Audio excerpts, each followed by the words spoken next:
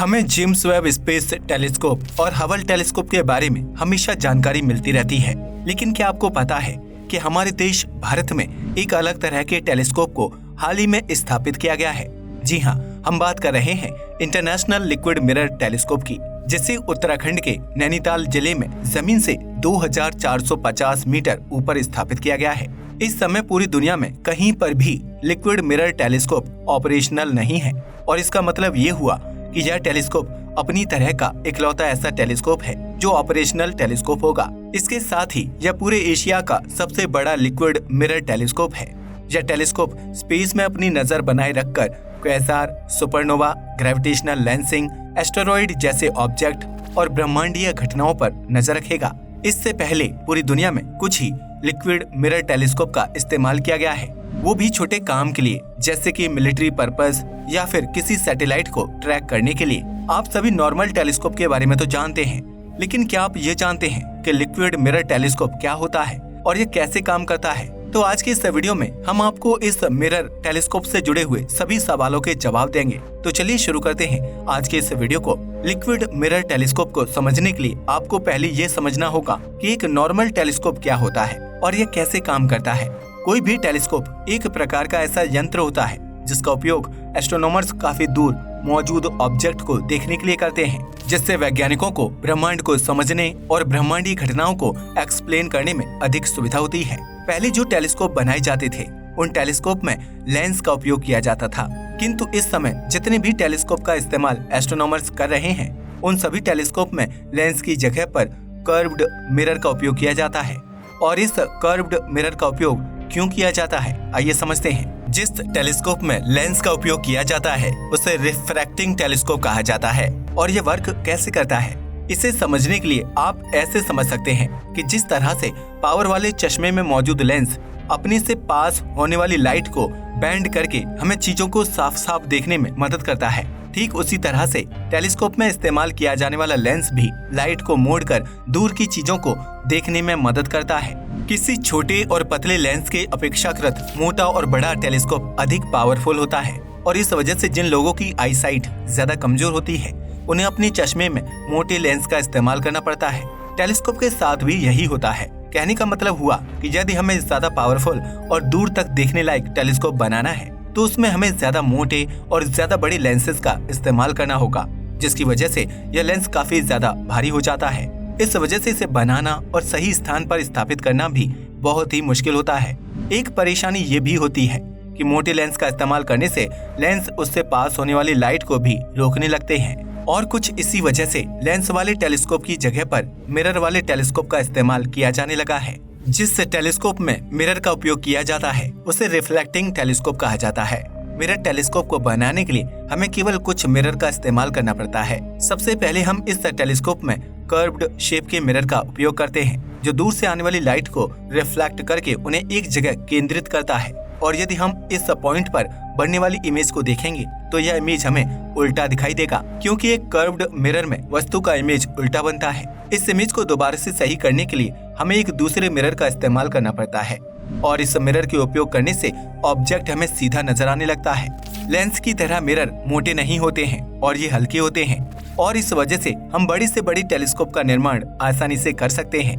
यह टेलीस्कोप हल्के होने के कारण इसे स्पेस में स्थापित करना भी अपेक्षाकृत आसान होता है। इसके साथ यह मिरर वन साइडेड भी होते हैं।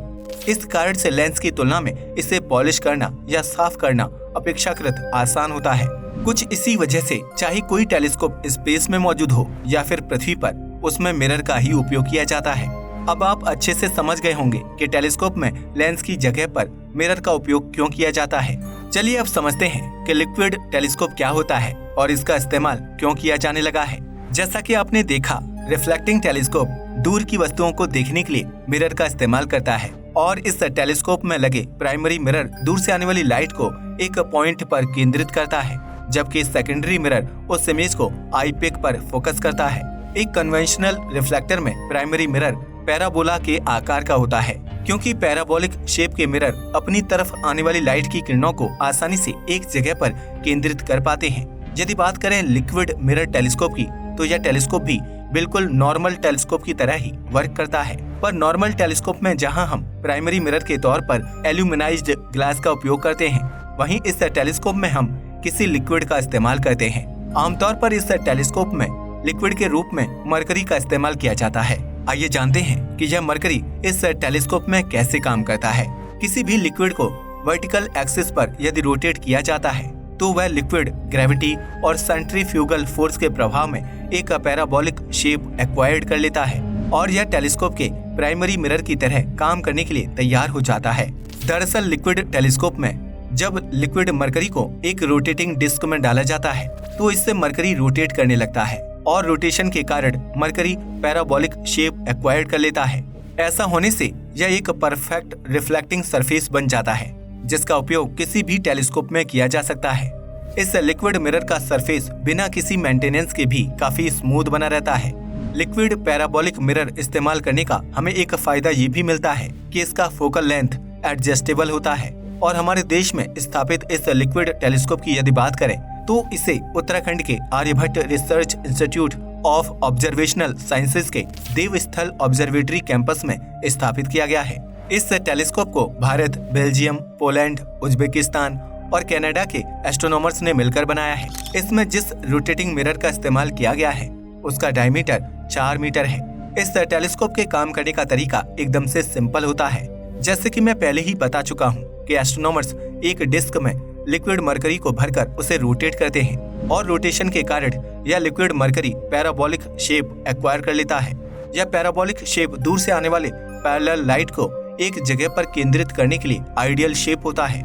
यह लिक्विड स्मूथली रोटेट हो और रोटेट करते समय डिस्क में उत्पन्न होने वाले वाइब्रेशन को रोकने के लिए इसमें ऑयल बियरिंग की जगह पर एयर बियरिंग का इस्तेमाल किया जाता है।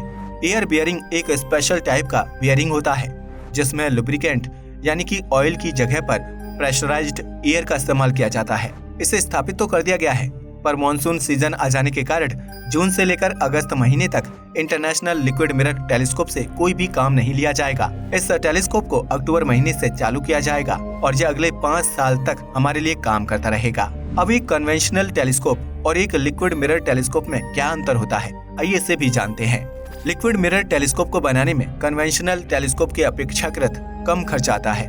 मान के चलते हैं कि हमें कोई कन्वेंशनल टेलीस्कोप बनाने में यदि 100 रुपए का खर्च आता है तो उतने ही पावरफुल लिक्विड मिरर टेलीस्कोप को बनाने में हमें केवल 10 रुपए का ही खर्च आएगा।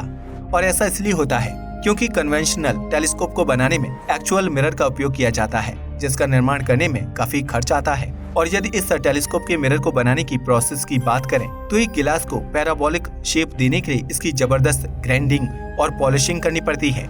जब यह गिलास पैराबोला के शेप में आ जाता है तब इसे रिफ्लेक्टिंग बनाना होता है। गिलास को एल्यूमिनाइजिंग प्रोसेस की सहायता से रिफ्लेक्टिंग बनाया जाता है। इस प्रोसेस में एल्यूमिनियम को एक वैक्यूम में वेपराइज्ड किया जाता है जिससे एल्यूमिनियम की लगभग 100 नैनोमीटर मोटी परत गिलास पर चढ़ जाती है जो इसके सरफेस को रिफ्लेक्टिंग बना देती है। इस दौरान काफी सावधानी बरतनी होती है क्योंकि कोई भी टेलीस्कोप कैसा परफॉर्म करेगा यह मिरर पर ही निर्भर करता है। यदि मिरर में किसी भी प्रकार की गड़बड़ी हो जाए तो पूरा का पूरा टेलीस्कोप ही सही से वर्क नहीं कर पाएगा। वहीं यदि बात करें लिक्विड मिरर टेलीस्कोप की तो इसमें एक्चुअल मिरर की जगह पर लिक्विड मिरर का इस्तेमाल किया जाता है और इस वजह से लिक्विड मिरर टेलीस्कोप के लिए गिलास से कोई मिरर बनाने की जरूरत नहीं पड़ती है। इसका मतलब ये हुआ कि टेलीस्कोप के असली मिरर को बनाने में लगने वाला खर्च कम हो जाता है। इस वजह से इस टेलीस्कोप का खर्च बहुत ही कम हो जाता है। लिक्विड मिरर टेलीस्कोप को बनाना और इसे स्थापित करना अपेक्षाकृत बहुत ही आसान होता है क्योंकि यह हल्के होते हैं और यह सिंपल तरीके से काम करते हैं। आप में से कई लोग ये सोच रहे होंगे कि यदि liquid mirror telescope conventional telescope के अपेक्षाकृत इतना अच्छा और इतना सिंपल होता है तो फिर हम कन्वेंशनल टेलीस्कोप का इस्तेमाल करते ही क्यों हैं और इसकी जगह पर हम हर जगह लिक्विड मिरर टेलीस्कोप का इस्तेमाल क्यों नहीं करते। इसका जवाब ये है कि इस टेलीस्कोप की कुछ लिमिटेशन है। दरअसल कन्वेंशनल टेलीस्कोप में एक्चुअल पॉलिश्ड ग्लास मिरर का इस्तेमाल किया जाता है और एक ग्लास मिरर होने की वजह से इसे हम जैसे चाहें वैसे झुका सकते हैं। जिस किसी भी दिशा में इसे घुमाना चाहें उस दिशा में इसे आराम से घुमा सकते हैं। इस कारण से इसे हम अपनी जरूरत के अनुसार किसी खास सेलेस्टियल ऑब्जेक्ट पर फोकस करने के लिए अलाइन कर सकते हैं। किंतु ये काम हम किसी मिरर टेलीस्कोप के उपयोग से नहीं कर सकते क्योंकि इस टेलीस्कोप में एक्चुअल मिरर की जगह पर लिक्विड मिरर का इस्तेमाल होता है। और लिक्विड को यदि हम किसी दिशा में झुकाते हैं तो वह लिक्विड बहकर नीचे गिर जाएगा। और कुछ इसी तरह के लिमिटेशंस के कारण लिक्विड मिरर केवल अपने ऊपर मौजूद स्पेस के ऊपर ही नजर रख सकता है और किसी कन्वेंशनल टेलीस्कोप की तरह हम इसका इस्तेमाल स्पेस के दूसरे भागों पर नजर रखने के लिए या फिर दूसरी दिशा में घुमाकर किसी स्पेस ऑब्जेक्ट को ट्रैक करने के लिए कर सकते हैं। लिक्विड मिरर के इन्हीं लिमिटेशंस के कारण आज कन्वेंशनल टेलीस्कोप का इतना अधिक इस्तेमाल किया जा रहा है। आज के लिए बस इतना ही। जय हिंद दोस्तों।